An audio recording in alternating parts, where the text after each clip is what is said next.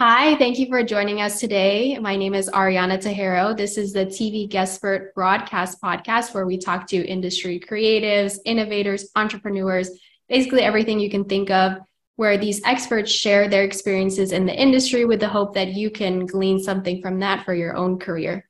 And with us today is the esteemed Desiree Duffy. Thank you so much for being on the show.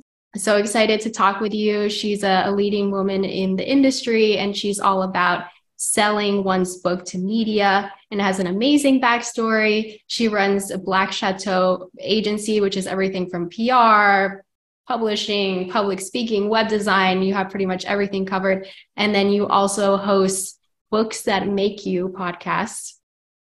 I just want to start off Yes, with talking about basically the timeline for all of this. So when do you begin planning your book launch?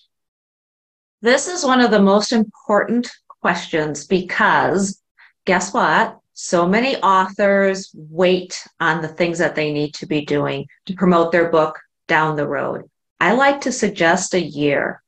And this is primarily for self-published or authors that might end up going with a hybrid or a smaller an indie press.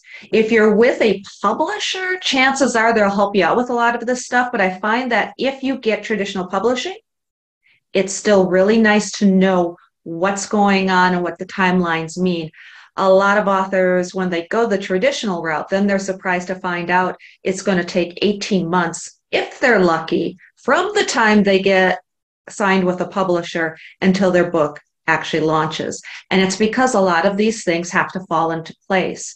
And I like to give myself a nice fat 12-month calendar and actually find a calendar, whether it's your Outlook calendar or you want to put something on the wall, and stay organized as you go. You should start by planning out your website. If you don't have a website, you're going to need one.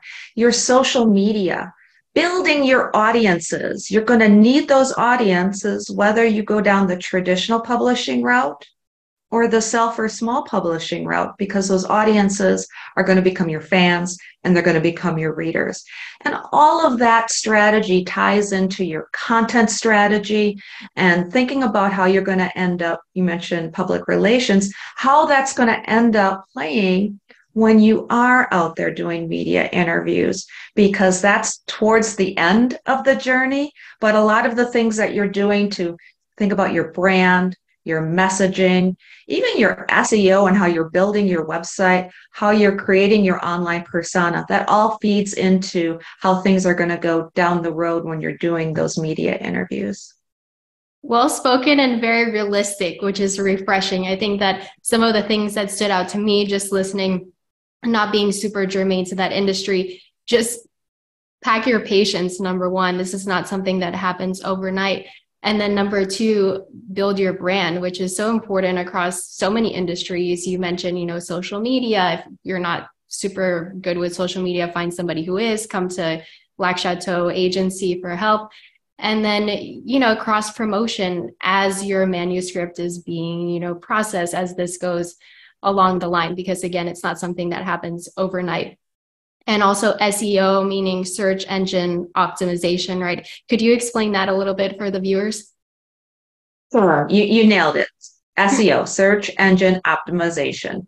That's essentially what Google and search engines are thinking about when they're analyzing websites and deciding where to send traffic. So if you've written a book about, a new healthy diet, you might want to optimize your website with the kinds of terms that people are going to be searching for to find that type of diet. So that type of strategy should go into effect as you're building your website. You're going to want to create content around those words. And when I say keywords and keyword phrases, it's either a single word or a phrase is a series of words.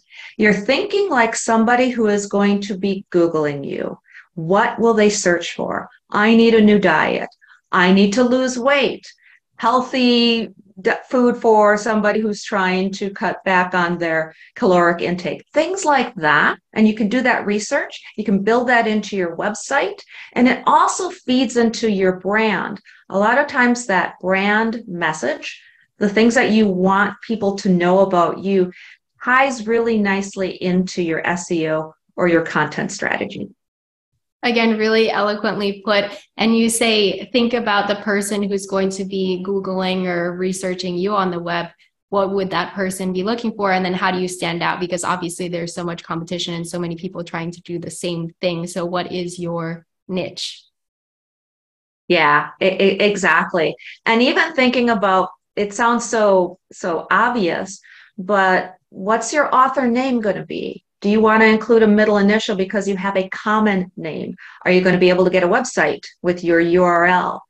And then think about how that producer or that host, somebody who's going to be interviewing you down the road, is going to experience searching for you, because you want them to be able to put in your name and author and have that website as well as other content about you pop up onto the top of their search results. It's almost like the way you described it, an assembly line, like in a factory where, you start out here and then the end product being, okay, your finished manuscript. And then the next step is, okay, how do we market this?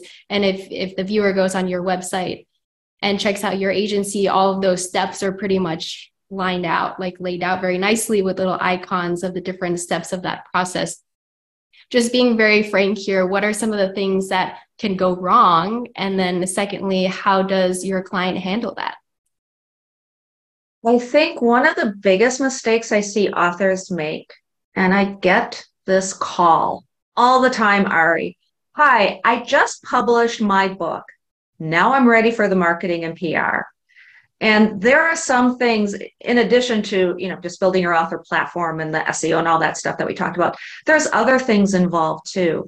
Even down to 3 or 4 months before a book is launched, we need to do some pre-launch strategy items, such as putting the book out there for advanced reviews, getting book bloggers and people talking about the book. If they need any kind of back cover blurb, that quote that you see on the back of books by another author, an expert in the area, all of those things take time, and we can't snap our fingers and make that happen. So I think one of the biggest problems just across the board, I think, is authors not giving themselves enough time, even just for that book launch. I'm just thinking about all of those things because I think, like, personally, just an anecdote, someone who works in the live TV industry, I'm used to things right away. And I think because you get accustomed to that, then you get very impatient and you expect, okay, well, this is the deadline is today and I need it today. But in this case, it's a very different timeline. And I think that, like you're saying, you put into it what you'll get out of it. And if you have the right mindset going into it and you understand the timeline and that good things take time, then it's going to be great. But of course, if you're like me, then some personal things to work on in the process. Yeah. And when it comes to media, you're right. TV, a lot of times radio, really fast, podcasts too. You can turn that content around relatively quickly. But if I need to pitch you to speak at an event and they're planning their programming sometimes up to a year in advance, again, I'm probably not going to get that author the speaking opportunity. Print media. And we deal with a lot of quarterly publications. If you miss a quarterly deadline, you're into the next quarter. It could be almost 6 months later before you're getting into the magazines. Even some of the magazines that we put our clients into are distributed to bookstores and librarians. And those folks within the industry, they're used to seeing stuff in advance. It's kind of like if you're in the movie industry and you get used to seeing the premieres and the trailers before the theatrical release. And then there's something wrong if all of a sudden the book is just released. Like, why didn't this book go through those typical channels? I didn't get a chance to order this book from my library because I didn't see that it was coming in enough time. So those are some of the things to think about. And great points too about the theatrical release and that window and how, it's evolving since pandemic and how that can impact deadlines too. So in the end, it's like, it is important. You do have to be ready and have to be on point and on deadline for every industry. Can you talk a little bit about your podcast, Books That Make You, and what are the types of things that you discuss on there? No, absolutely. Well, I'm doing a show called Books That Make You. You can find it in all the usual places.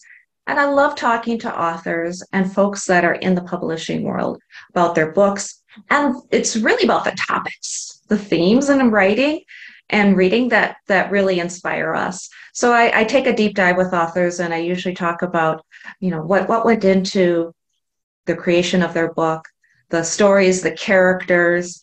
And it's really great. If you're a bibliophile and you love books and stories and reading, then I invite you to join us because it's a good time. And we like to take those deep dives with authors. And like I said, folks within the industry too. Is it mainly authors after the finished product, or do you ever have somebody on who's in the process of writing something new? I mean, I imagine all authors are always writing something, right? Right. That's usually the last question I ask. What are you working on next? And it's usually the second book in the series or another book or another project. Usually we have authors that are already published or they're about ready to put their book out. That way the folks that might want to read it know that they can go and pre-order it or order the book and be able to have it in hand. But again, we talk to a lot of different folks that are within the publishing world, and they might be at different stages in the process, and we invite them all to submit and come on the show potentially. Lastly, how can our viewers contact you, find you online, social media? Oh, sure. So I basically got 3 brands: Black Château, and that's Black Château Enterprises.com. There's Books That Make You, as you've mentioned, and that's booksthatmakeyou.com. And there's also the Book Fest, that is thebookfest.com. That's an event that we hold online twice a year in the spring and the fall, and it's free, and it's authors talking about their books as well as talking about themes and reading. It's really good for both readers and writers. We do day 1 for the reader, and day 2 is for the writer. And all of the content is free, and then it's curated, and we keep it on the BookFest website, as well as the Books That Make You YouTube channel, so that people can check it out anytime. So that's where you can find me, and you can contact me through the website and find me on social media as well: Facebook, LinkedIn, Instagram, all the usual places. Well, I will definitely check out the Book Fest. That sounds super interesting. I know that the LA Times has the Festival of Books, which is always a success. So I'm personally going to check that out. And then also for our viewers, her website is very strong. I like the backdrop, very beautiful and very user-friendly interface. So I highly recommend. And then, of course, look for Jackie Jordan and TV Guestpert on all of the platforms she mentioned and also on the website. And we want to thank you so much for being on the show today. This was so much fun. I know I learned a lot, and I hope our viewers also did.